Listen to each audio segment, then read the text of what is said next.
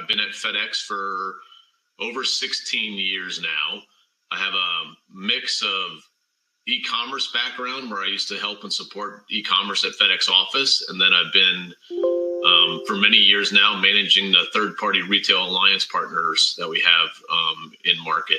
And some of those include what we refer to as FASCs, or FedEx Authorized Ship Centers, and those themselves are actually small businesses. So I have a decent amount of experience in working with small businesses in the community. And besides that, my wife actually works for a small business and is both the clinical director as well as in charge of operations for the small business that she's involved with. And just a little funny story there for you. The other day I asked my wife, I said, how's your day? How'd it go? And she just stood there for a second, rolled her eyes, and then she said, well, I had to source and implement the new Office software. I had to meet with 5 new customers. I had 2 frustrated customers I was dealing with. I had to replenish the paper towels in the snack room. I had to manage a false fire alarm. I had to decide what search terms to use in our online advertising. I had to unclog some toilets. And then I had to decide what new building to lease for the newest branch that we're opening. And then she just stopped, stared, and looked at me for a minute. So trust me when I say I know firsthand the struggle and some of the many hats you can wear as a small business. But I'll tell you what, I also know the reward and the passion that you feel and the reward that you get from being involved in either running your own small business or working for a small business and seeing something that you have your sleeves rolled up and that you're building. And I know how valuable that is and how much of a reward that can be. And I also know how busy you are and how precious your time is. So I'm hoping that throughout the day, I'll be able to add a little value, and you can take some away that you can use in your everyday business. So first, let me tell you exactly what we're going to talk about. The world from a consumer standpoint, consumer preferences are changing. I think you know that, and probably your own preferences as a consumer are changing. The world of retail is changing. And as both consumer preferences and retail changes, convenience is going to be key in this changing world. We'll spend some time today discussing convenient shipping capabilities that are available at retail locations, things like package drop-off, secure package holding, sustainable and customizable packaging. So as we think about these changing consumer preferences, the changing retail world, we'll talk a little bit about some different things that are available to you from a shipping capability that meets those changing needs. And as we talk about we'll also talk a little bit about how you can grow customer loyalty and make a difference to your bottom line through various different methods that we'll go through today. And so my goal is that by the end of this webinar, you'll learn how using a shipping carrier's retail network, and I'll describe what that is a little bit, can help you grow your business.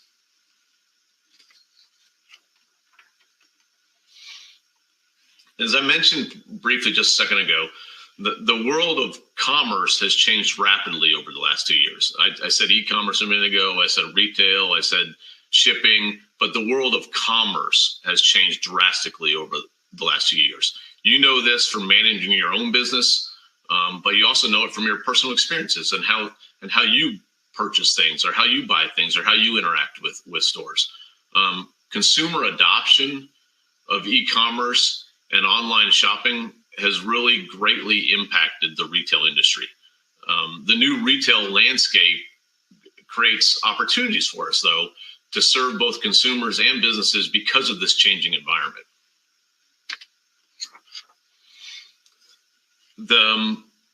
There's some interesting numbers in this chart, and you can see and you can digest it yourself. But basically the widespread embrace of online shopping because of being homebound, as you can tell, I'm in my home here right now, of consumers during the pandemic, compressed a decade's worth of digital adoption into 100 days. I'm going to say that again because it's kind of mind blowing. That during the pandemic, compressed a decade's worth of digital adoption into 100 days. In 2021, 13% of retail sales were transacted online, and that's over $870 billion. That's up from $441 billion in 2017. So, wow. Just let those numbers and stats sink in for a minute, and you can tell right there how much the world is changing. Like I said in the very beginning, consumer preferences have changed. They're evolving significantly over the past few years. The majority of consumers say they care about quality and price of a product, obviously. But the really interesting part about that is that these are almost considered table stakes now. So the big question then becomes, how do you differentiate? How do you stand out? And I have a few ideas I want to talk to you about and share. One has to do with the definition of something called conscious consumption.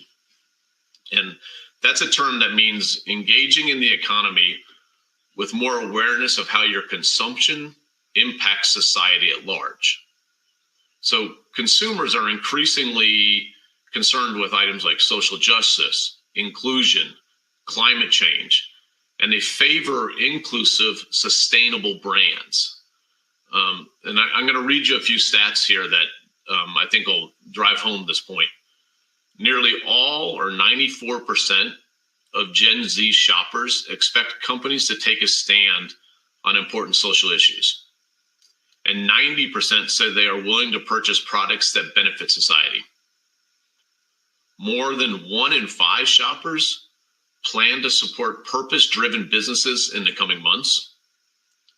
66% of consumers and 75% of millennial consumers said that they consider sustainability when they make a purchase. And a third of US online consumers say they're willing to pay more for sustainable or environmentally friendly products. Those are some pretty powerful stats when you take a minute and think about what I just said. There's a ton of advanced technologies and tools in the marketplace today that actually let you take advantage and help you reduce waste and be more sustainable in how you go to market. And at the same time, those same tools and advanced technologies allow you to add some personalization into the customer experience. And that's a second way that you can differentiate. A second way you can differentiate your business. So personalization involves using data analytics to meet the individual needs of a consumer. Let me read you a few stats tied to personalization. 80% of consumers are more likely to make a purchase from a brand that provides personalized experiences. 80%. 83% of consumers are willing to share their data to create a more personalized experience. So this concept of personalization, it requires really quality customer data. So it's important for you as a business, or important for businesses in general, to own the customer relationship through their own online platform or through different data solutions that allow you to do just this. Let me give you an example. So the fashion world, fashion and apparel companies are combining personalization and sustainability objectives. They're basically using artificial intelligence, or AI, and automation to create more targeted assortments and be able to slim down the inventory they have and reducing product options. So they're creating some advantages from waste by reducing the inventory and being able to personalize what the customers need. Even though U.S. retail sales right now, from an e-commerce perspective, are poised to surpass $1 trillion this year, there's an estimated 84% of retail sales that actually come from brick and mortar. So even though online is huge and we've seen a transition, we know that there's a lot happening in that space, 84% of retail sales are still going to come from brick and mortar. So what does that mean? That really means that combining brick and mortar with e-commerce creates real opportunity for you as a business. So how do you do this? Let me give you some background. Physical stores are evolving basically to complement digital experiences. And there's a myriad of ways that they're doing this, but a few of those are, whether that be through fulfillment, through marketing, through customer acquisition, through product showcasing. They're being able to tie in e-commerce with brick and mortar through those different avenues becomes very, very critical. And so the focus in retail stores is going to become experience, or it has become experience in a lot of retail stores. Retailers will incorporate more technology in the shopping journey as consumers interact with their brick and mortar stores too. Let me give you an example. QR codes provide customers with the ability, to learn about a product, see how it's used, and find when it's in stock. And today, 73% of all phones in the U.S. are smartphones. So consumers will increasingly use their smartphones when they're in stores to check prices, locate in-stock items, complete a sales, self-checkout, etc. And the concept then of product showcasing or showrooming, if you will, when a customer comes into your store and visits a brick and mortar retail location to research a product, experience it in real life, and then purchases it online. And that's something that retailers are really taking notice of. And at one point in time, that was feared, honestly, because they thought it would take away from the sales. But now, showrooming is being embraced by retailers. And I've got another stat for you. I've got several stats throughout today that just highlight some points for you. But this one is very interesting. 78% of shoppers under 35 years old shop both in-store and online simultaneously at the same time. And so retailers are starting to adjust and take note of this.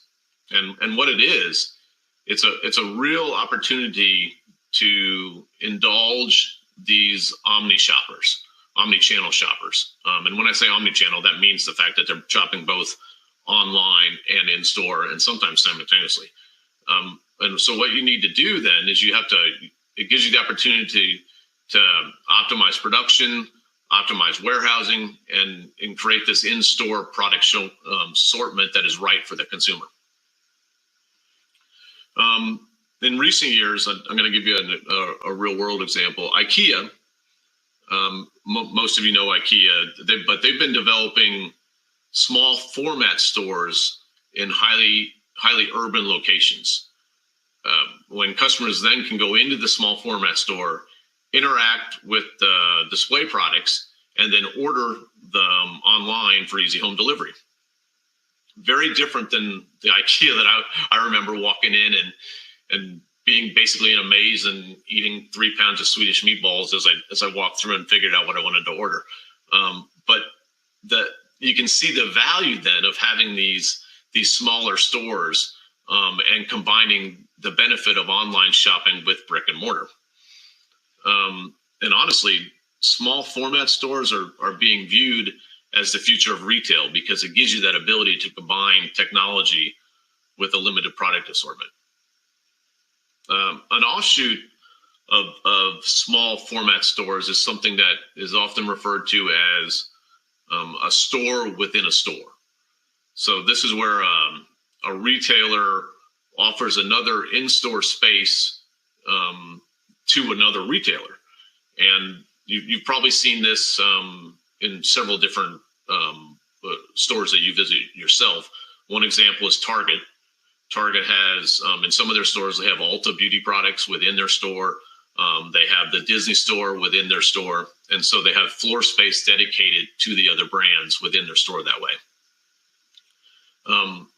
One thing that's important to keep in mind is that the store within a store relationship works best when the retail brands complement each other and create this almost like this halo effect where you're positively impacting one another's brand impression. So if you personally ever have the opportunity to expand your business by partnering with a brick and mortar retail store in some form or fashion, a few things that I'd recommend to consider are, make sure you understand how your target customers overlap, know how your company values compare, and how your brand reputation may benefit from an alliance with that other store.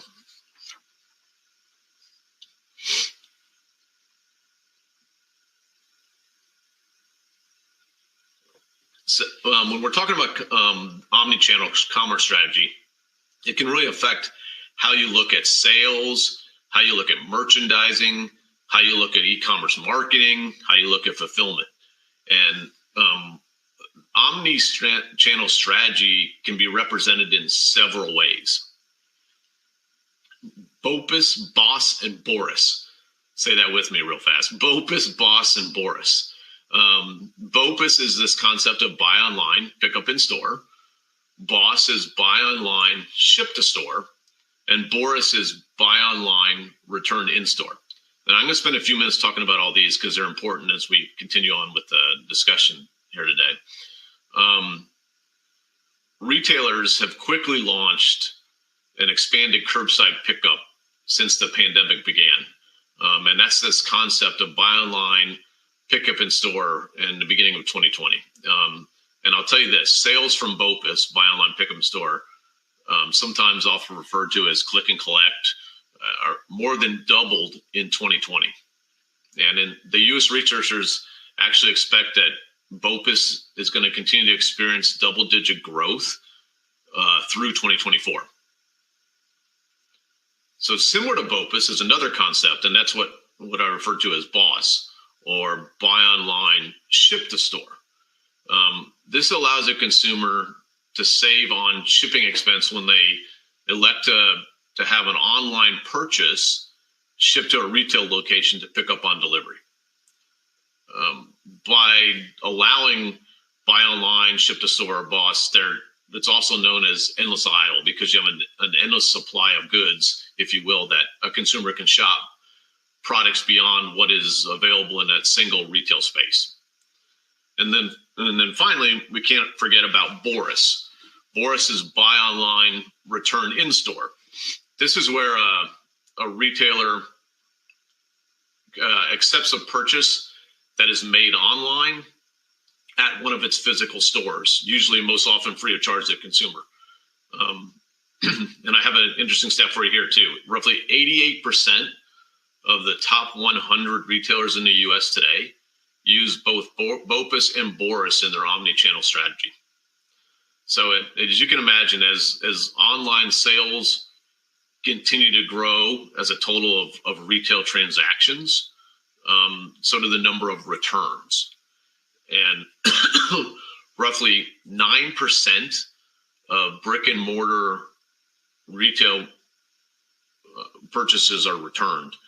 But a staggering number is that about 20% of online purchases are returned.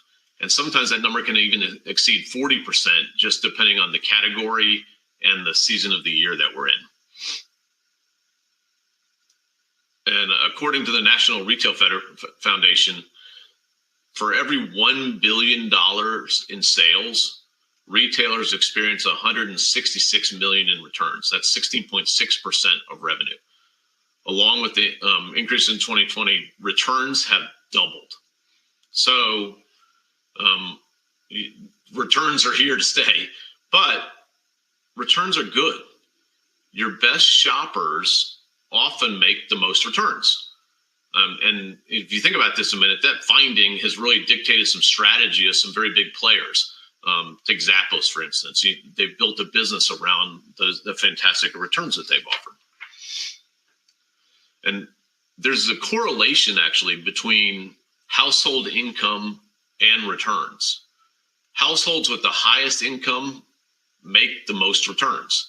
So according to a June 2021 consumer survey, 76% of consumers with a household income under $50,000 said free returns is important.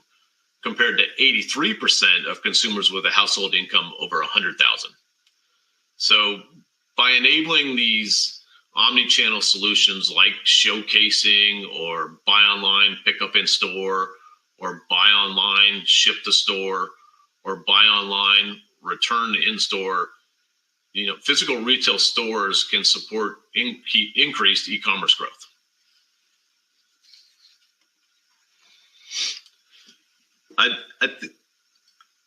I think I said this before, but if I didn't, you're going to hear it a few more times throughout today. Shipping carriers are your partners in e-commerce. So as we've responded to these changes that I've just talked about, the changes in consumer preferences, the changing and the emerging trends in retail, e-commerce and the activity that's happening there. And what we've done is we've actually made package drop-off and package pickup more accessible to businesses and consumers. So we have shipping carriers have expansive retail networks that include a variety of channels based upon the need. And I'm going to spend some time here. We have unstaffed drop boxes, we have convenience locations, and we have full service locations. And let me give you a little detail about what I mean by these different channels, if you will. Unstaffed drop boxes allow customers to conveniently and securely drop off prepackaged, pre-labeled shipments. Outdoor drop boxes are usually able to access 24 hours a day, 7 days a week, although carrier pickup times may vary, so just check that as you're dropping off a package. Drop boxes are perfect for smaller packages, envelopes, and for really dropping off return shipments. They're usually close to work or they're close to home. They're unstaffed, and typically there's little or no way to complete a transaction. So they have a tremendous amount of value as part of this network that we have available. But we also now have something we refer to as convenience locations. And these may include this concept that I talked a minute ago about store within a store. It's not exactly a store within a store, but the concept holds for what we're doing here, where shipping carriers offer a selection of services in non-traditional retail shipping formats. And so activity within a pharmacy, activity within a grocery as additional convenient locations. So when we, FedEx, expanded our package pickup and drop-off points, we did this through some strategic retail alliances, and we selected brands like Walgreens and Dollar General to grow that footprint. These companies are stores that we know will have close proximity to both consumers and businesses. They're brands with congruent company values. They actively participate in their local communities, and they're honestly, they're trusted by consumers. So this concept of convenience locations are important because they offer secure shipping services that are close to home or close to the business. And in addition, a lot of these locations, as you can tell by the ones I mentioned that we've aligned with, are open late. They're open on the weekends, and they allow you or your customers to pick up or drop off packages when it works on your schedule or your customer's schedule. Okay, and so then that brings me to the full service locations. Full service shipping locations are carrier relocations that offer a wide range of both merchant services, things for you as a business, as well as for consumer recipients. The full service locations include carrier branded stores like FedEx Office or post offices powered by the USPS. Sometimes they're also just your local packing and mailing stores like the FedEx authorized ship centers I mentioned that I have relationships with, or their office supply stores like Office Depot, Office Max. These full service shipping locations often provide additional help or additional services for businesses, especially that things like they can help with print and marketing, business identity and promotional products, They can help with customized product packaging. And in fact, they can help with all packing and all shipping needs that a businessman may have.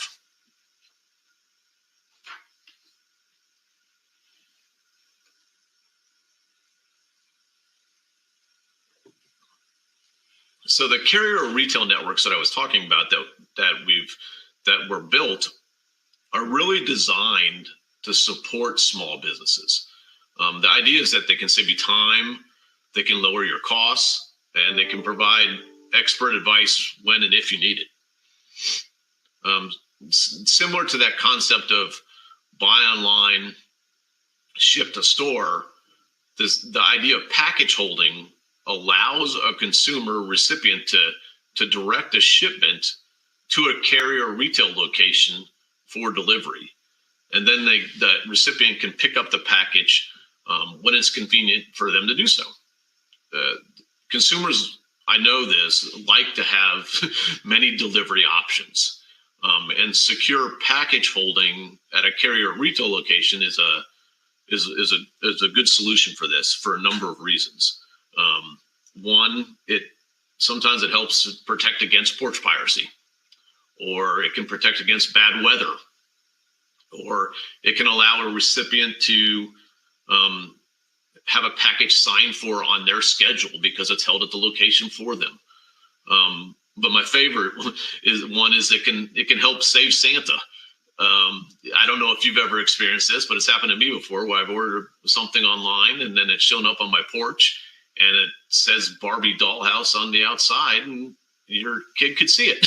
So it's another option in terms of using the network. But in essence, there's no more waiting at home for delivery.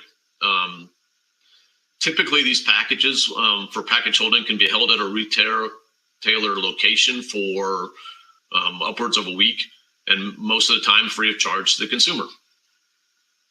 And in addition, merchant shippers like yourself can even save on fees, like residential delivery surcharges or shipping a package directly when you do this to ship a package directly to a carrier location. So I just suggest you check with your carrier to see what package holding capabilities are available, and then how you can save some money and potentially affect your bottom line by doing this. As you think through getting packages into your shipper, there's a lot of different ways that you can basically inject shipments into the shipping network. You've probably done some of these in the past. You've scheduled a pickup where a driver stops by to your location one or more days a week. You may have had an automated pickup that a stop is only made once you've created the shipping label and transmitted a shipping using a shipping automation platform. Or you may have an on-call pickup where you call a carrier to have your shipment picked up and put into the network. But you can also drop off pre-labeled, pre-packaged shipments now into these various retail locations that I talked about. And so it's just another way for you to inject your packages into the shipping carrier's network. And like I mentioned, but it's important to mention again, is that many retail locations are open late and even on weekends. So you can drop off a package after business hours if that's more convenient for you. You can free up space at your place of work, and you can get orders out the door quicker, so you can recognize revenue faster potentially. I'll tell you, sometimes courier and driver pickup times vary by the retail location, so just check the retail location's hours of operation, and then check to make sure what time the package pickups occur. I know, as I mentioned at the very beginning, small business owners wear many different hats, like when my wife stared and looked at me when I asked her how her day was. And sometimes you just need a little extra help. And so that's where this concept of getting some expert advice with packaging, packing, or complex shipping scenarios is available for you at most of the full service shipping locations. We know that consumers are looking for businesses to incorporate sustainable practices in their work. And as I went through that conscious consumption earlier, one way you can do this is by using sustainable packaging in your order fulfillment. So you can look for recyclable packaging made from recyclable content at your local full service shipping location. And it's usually ready available. In addition to the sustainable packaging, full service locations can also be your go-to place for a lot of different things, for whether it be customized packaging that elevates your brand in some fashion, expert help packing your shipment, helping you create a label, helping you choose a shipping service, helping you complete forms, declare value, dropping off a package for injection into the carrier network, like I was mentioning before, having that package securely held when it's convenient for you or your customer to pick up. Carrier retail locations offer a wide range of services that really help you grow your business. So I just suggest checking out your carrier's locator page and retail locations and seeing what might help and work best for you.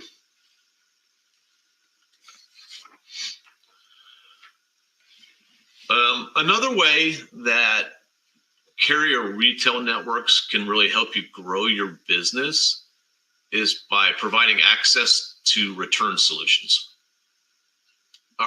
Some proprietary research that we did found that customers with a convenient experience,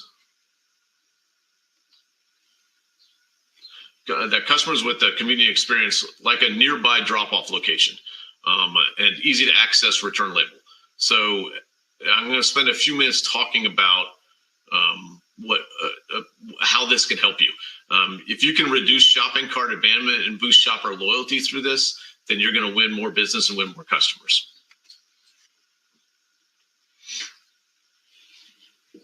So consumers are increasingly turning to the physical retail locations to return the purchases that they've made online. That's why this buy online, return in store is really a critical component of omnichannel strategy. Most consumers now almost demand free returns. And with that, they want it to be easy. They want nearby retail drop-off locations, and they want the ability to get a receipt when the drop-off is done. So returns policies really matter to consumers. And we've done some additional research that we found that more than half of online shoppers have abandoned an online purchase due to the merchant's return policy. We've also seen that 86% of online shoppers surveyed said they have checked a merchant's return policy before making a purchase, and 63% checking the return policy most or all of the time. So you're starting to see the importance of returns in your strategy.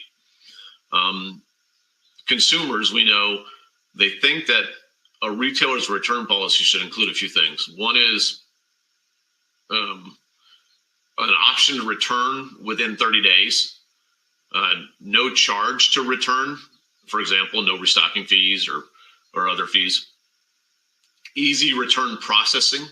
So that means like including a prepaid return label in the order or enabling a return shipping label to be generated online. And they also expect prompt refund processing upon receipt of the returned item. And finally, if you think about consumers, they basically want options. Only a quarter of consumers are willing to shop with a retailer that offers a specific drop-off location, even if it's included with free returns. So they want the option of many locations.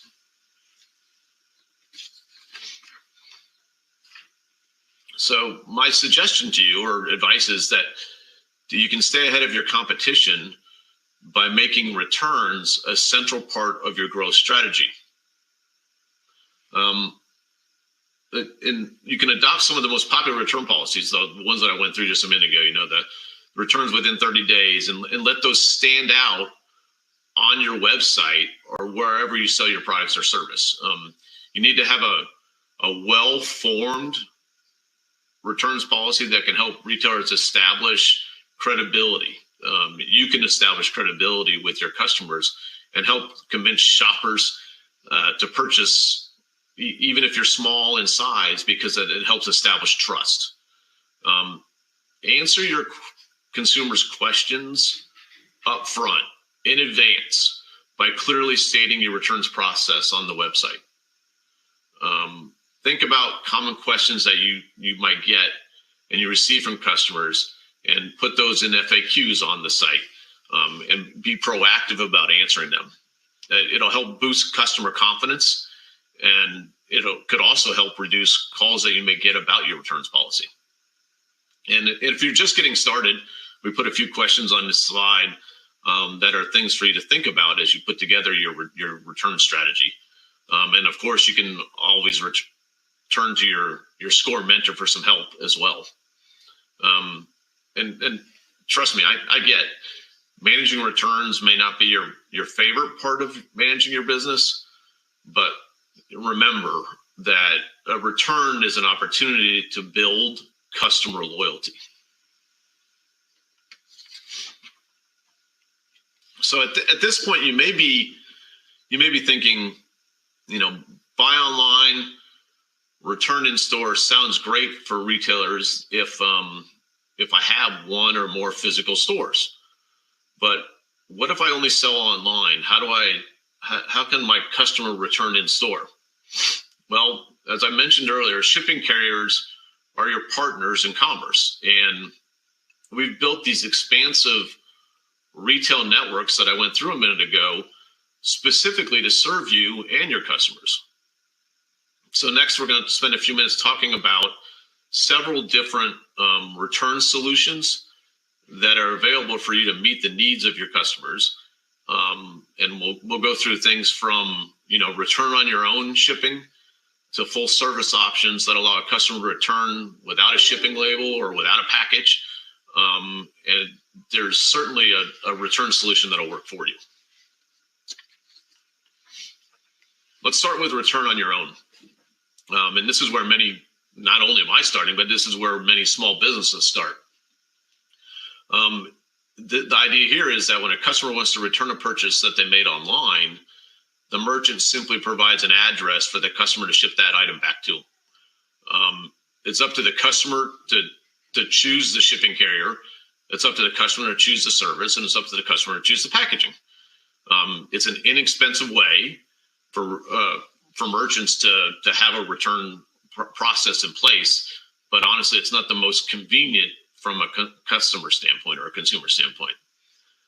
If you do adopt this approach in terms of how you want to handle returns, one of the best ways to do it is to create information or help customers by directing them to a shipping carrier site that then they can pay for and create the label online, and also provide them with some tips or some guidance on how they should do it.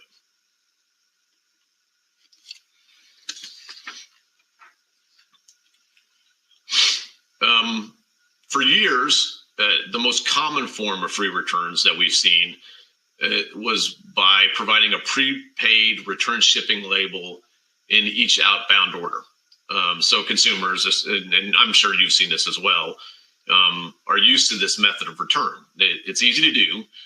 They basically just adhere that label they get to the inbound packaging, and the merchant gets to choose then the shipping carrier and the service for return. But this is not the most sustainable return method because, like I said earlier, 20% or so of online purchases are returned, but that means that roughly 80% of purchases could include a return shipping label that's actually never used. So for this and a variety of other reasons, merchants are beginning to move towards an online return generation process. And so what this means is that consumers are really beginning to expect a purchase made online. They should, the consumers are beginning to expect a purchase made online, and they're beginning to expect that when they make this purchase online, that they'll start the return online. Many merchants allow a customer to request a return online and basically instantly generate a return shipping label that they can print at home. This helps the business reduce waste by removing the pre-printed return label that I was talking about a minute ago, the 80% or so that aren't going to be returned. But it also allows a customer to create a return shipping label only when they need to. And then merchants can then have some visibility into what products are actually being returned to them. And you can see that there's a ton of advantages to being able to know when a package is coming your way from a return standpoint. It helps you manage your inventory flow appropriately. It helps you manage when you might be able to put a product back up for sale that you had before that is getting returned to you undamaged. There's a lot of benefit to both consumers and merchants by enabling a return to be generated online and printed at home. But then you might ask, well, what happens if my customers don't actually have access to a printer? Well, no printer, no problem. And even though there's a stat that says roughly 30% of adults in the U.S. do not have a home printer, shipping carriers and online platforms now have a growing assortment of printerless returns. And what this means is that the merchant's online shop, when the merchant generates a return shipping label, they give the customer the option to either print the shipping label at home, or they can use a QR code. So electronically, they get sent a QR code, and then they can take that QR code to one of the carrier's retail locations and have it printed at the location and affixed to the package. So basically, the retail location, the staff there scans the QR code, prints the shipping label, and then can offer the customer a receipt. And so that's a way for consumers that don't have printers at home to be able to have the label created at the store or the retail location. And finally, there's even an option that if you don't have a printer or you don't have a package, it's still not a problem. And honestly, this solution is one of the most convenient for consumers. Just like what I just mentioned, when there's no label returns or printerless returns, a QR code is generated by initializing a return online. The consumer gets the QR code, but with this option, the customer only needs to bring the product itself into the store. And then when they're in the retail location, the retail shipping location, the staff member scans the QR code, prints the return label, but then also packs the return for the customer and gives them a receipt. So this is an option that can be facilitated through many different online platforms or the carrier's return technology site. And basically, I would just check with your e-commerce platform or your shipping carrier about their returns technology platform. But it gives another opportunity for you to meet your customers and meet their needs. And finally, there's even a concept called consolidated returns. And this is where it can help you save money and you can make progress toward your sustainability goals at the same time, because just like all the other examples I just explained on the retail side, on the return side, you can do it with no label, no package returns, and for the consumer, and they come in. But what happens is the return is then consolidated with other returns into one box and then shipped back at one point in time when there's enough volume in that box to warrant shipping it out. Honestly, this solution works best when you have 300 returns per day or more. So it's a little bit more at scale when you have that kind of volume. But it's a great solution for many reasons in terms of, like I was saying, in terms of saving costs or sustainability reasons. And so again, I just consult with your carrier or consult with your platform to see if this one might be right for you too.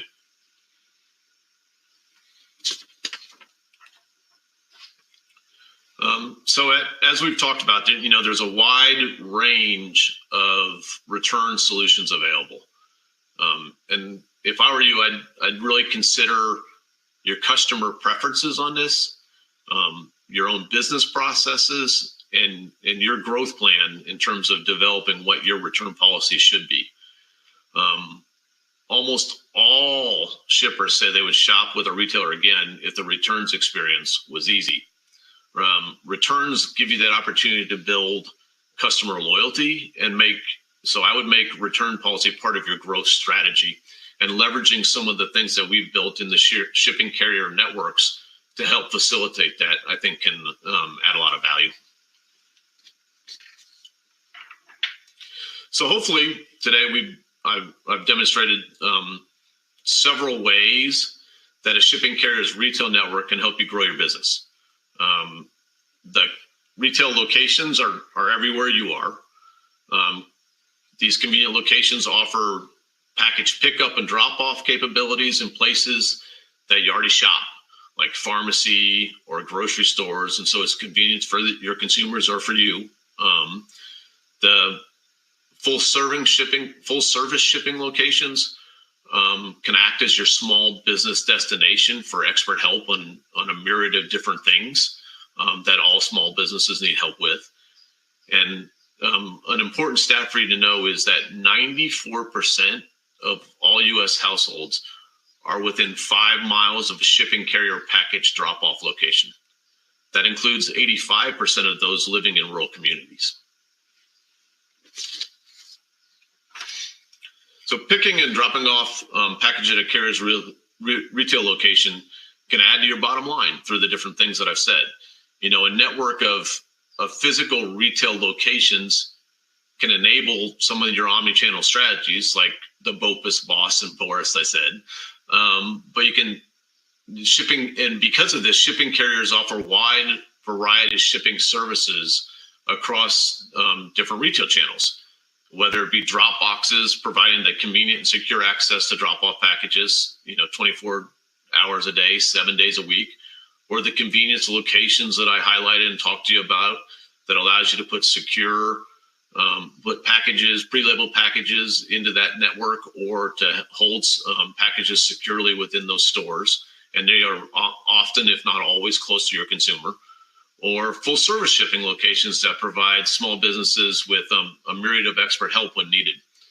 And finally, an easy return experience should be an essential part of your growth plan. The carrier retail locations that we've discussed play an important part in facilitating these returns. And I think if you just take a look, you'll find some different solutions on the return side that fit where you're at in terms of the growth of your small, medium business. As I said throughout today, shipping carriers are your partners in commerce, and the retail locations that we've built can help you reduce your costs, reduce your waste, and ultimately grow your business. So thank you very much. All right. Thank you, Brian. We're going to go ahead and move to questions. So the first question we have is, what should a return policy include? If you can just go ahead and, I think you've already said that, but if you could repeat that, please. Yeah, no, absolutely. I highlighted a few different things that a return policy should include. But when we look at it, we try to look at a return policy from the mind of a consumer. And so what they might expect. And some of the things that we know that they want is the option to return within 30 days, the no charge for the return, easy return processing. So whether, that be with the prepaid label I was talking about, or if that enables a shipping return label to be generated online and printed at the location. And they also, consumers want prompt refund when the package is actually returned into the network. So in essence, consumers want it to be convenient. They want it to be easy. And ultimately they want options.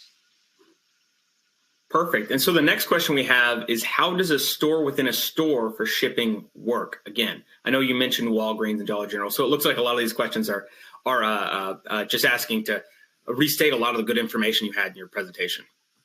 Yeah, of course. The idea of the Walgreens and the Dollar General and what we did with those locations, it's not exactly a store within a store, but what it is we put the shipping services capabilities within those stores, and basically chose some alliances that we trusted and have similar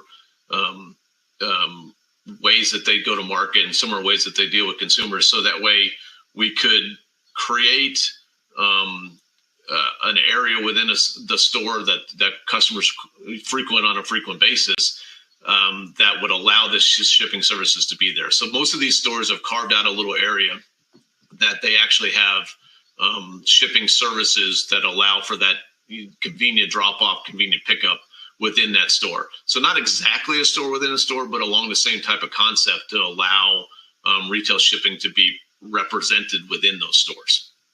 Okay. And the next question we have is, can you explain the difference between convenience location and full service locations one more time?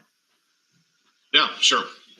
So convenience locations, when I'm referring to it, is exactly what I was just talking about there with the likes of Walgreens and Dollar General. And the idea is it's for simple transactions, pick up and drop off of a pre-labeled package, pre-packaged items. And they're conveniently located to where you live or to where you work. And it's another way for you to inject packages into the shipping carrier's network. Full service is a bit different. And those are things like FedEx office or your post office, USPS, where you can actually go in and complete a full service transaction. You can purchase shipping at the counter. You can then ask an expert at that counter for some advice on, how do I ship this, or get them to actually pack it for you, or to fulfill a myriad of different services that you might need or might need consultation on from a small business aspect. So that's the full service side. So it's just kind of a scale of what you need, whether it be on the convenience side or full service. And that way we have offerings across all those different categories for you.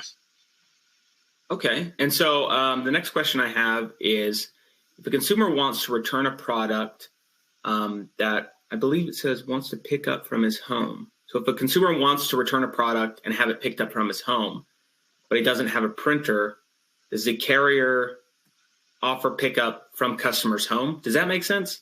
It was written out a little strange, but.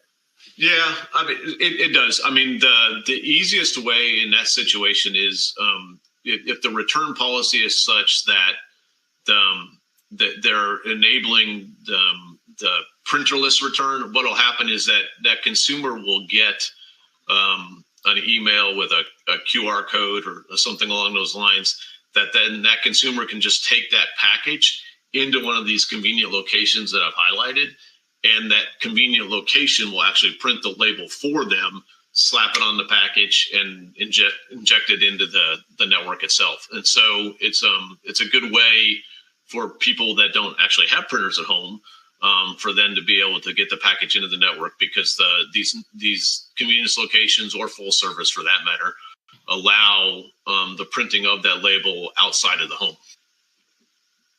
Okay, so here's another question. What are the 3 parts of omni-channel strategy? Yeah, so this is the one that I was trying to say out loud with me. So it's, buy online, pick up in store, BOPUS, buy online, ship to store, BOSS, or buy online, return in store, BORIS.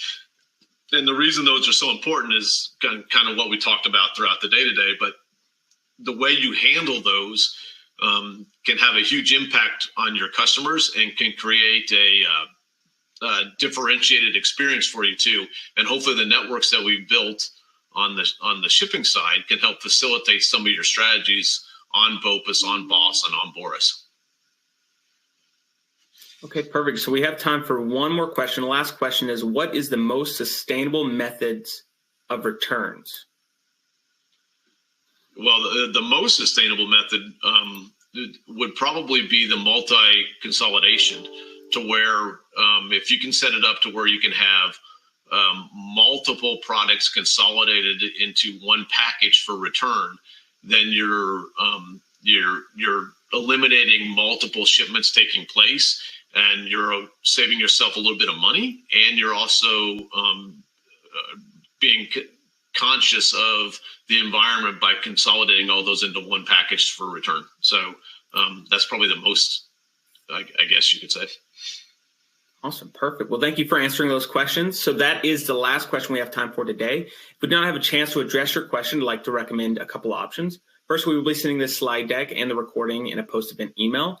And so you can find a link to to FedEx in their last slide, and you can reach out to them for further information or go to their website for further information. You can also reach out to your SCORE mentor. They can assist you with any questions or any further business needs. If you're not already working with a mentor, you can get further information and request one by going to the link provided on the screen right now. You can also find our previous webinars and upcoming webinars along with educational business workshops by using the link at the bottom of the slide. And that's where you can find all our free webinars. So please check that out. All right. Thank you all for joining us today. I hope everyone learned a lot of good information that they can put into practice to help their business grow. Finally, I'd like to give a very special thanks to FedEx and Brian for this amazing presentation. Thank you so much for your time and sharing this important information with the SCORE audience today. Thank you very much. Appreciate it. And with that, we'll go ahead and close out today's webinar. I look forward to seeing everyone in the next one. Bye, everyone.